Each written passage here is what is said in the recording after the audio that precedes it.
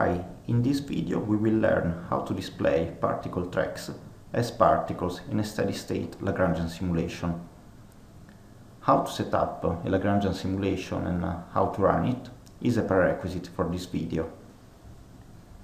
To start, as usual, we need to load the track file into the current simulation.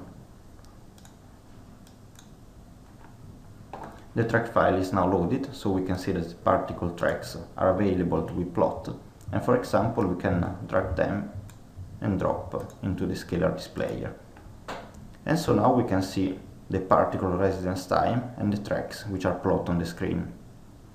The next step is to plot these tracks as particles, which can, for example, be nicer if you are preparing a PowerPoint presentation.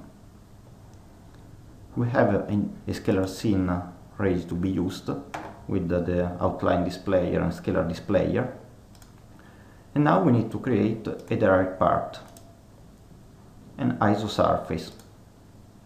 The input part is not body default, which is by default, but particle tracks. As a function, we can select any function which is saved in a track file, for example, particle residence time, existing displayer scalar 1, and we can leave all their values by default. We will change them later. Create and close.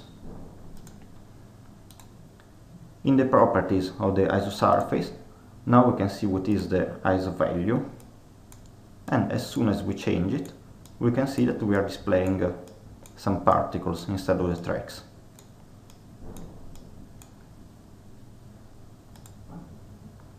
If you want to display more particles along the tracks, the way is to switch the ISO mode from single to multiple range,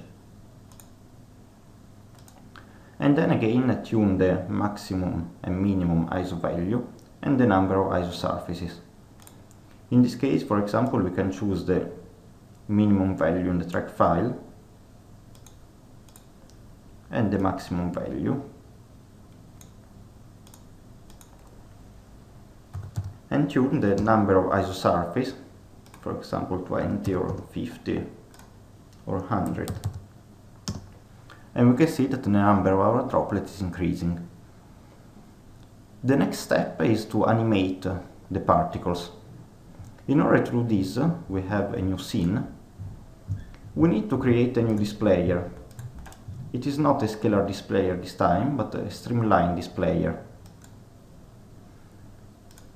The parts in this displayer must be the particle tracks, and then we can set up animation from off to tracer. We need again to switch the function we want to display, for example track particle residence time, and then tune some values, for example the cycle duration in seconds. 10 seconds is okay by default. Delay between tracers, instead of 2 seconds we can use 0.5 seconds, and head size, which is the size of our particles. In this case we can leave the default value.